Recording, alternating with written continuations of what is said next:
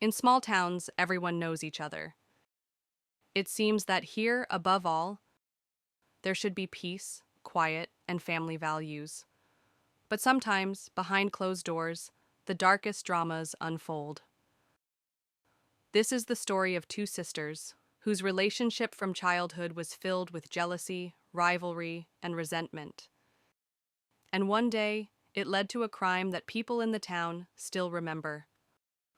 Anna and Rebecca Harper grew up in Springfield, Illinois. The family seemed ordinary. Their father worked as a mechanic. Their mother taught at a local school. From the outside, they looked respectable, but inside the house, there was always tension. Anna, the eldest daughter, was the perfect one from an early age. She studied well, helped around the house, and was her parents' pride. Rebecca, the younger, always felt like the second. She was more impulsive, often got into trouble, and was constantly compared to Anna. Those comparisons cut deep. Everything Anna did seemed impossible for Rebecca. As the sisters grew older, their lives diverged. Anna finished college, got a steady job, and married a local firefighter.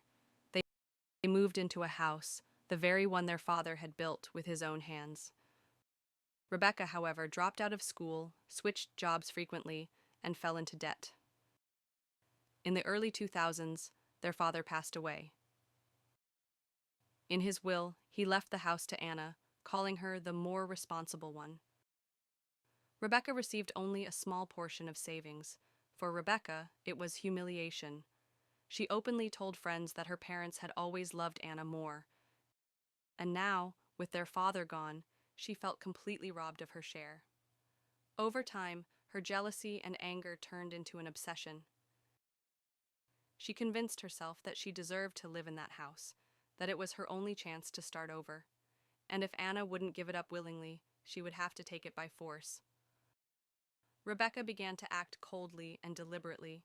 She studied property documents, attempted to forge papers to transfer ownership, and called Anna multiple times, demanding what was hers. But Anna refused. She understood that her sister was desperate, but she was firm. The house was her anchor, her memory of their father, and her child's future. The arguments grew harsher. Neighbors often heard shouting, but didn't intervene. Sisters fight, that's normal, they thought. Inside Rebecca, a plan was forming. She bought a knife, filled a notebook with threats, and kept a list of everything Anna had taken from me. It happened in October 2003. Late one evening, Rebecca drove to Anna's house.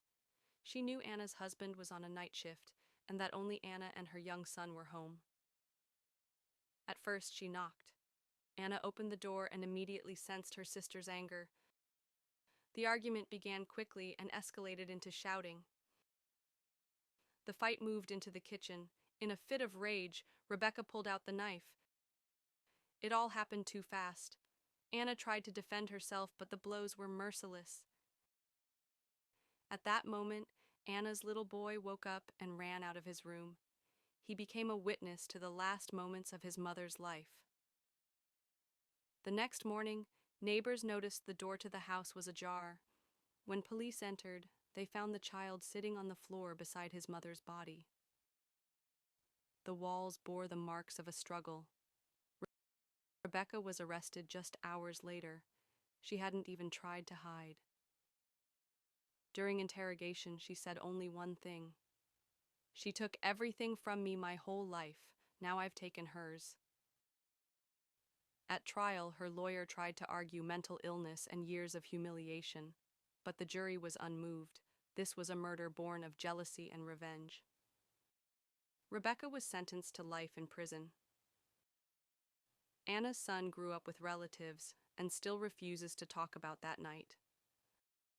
The house, the one that cost two sisters their lives and destroyed their family, still stands empty.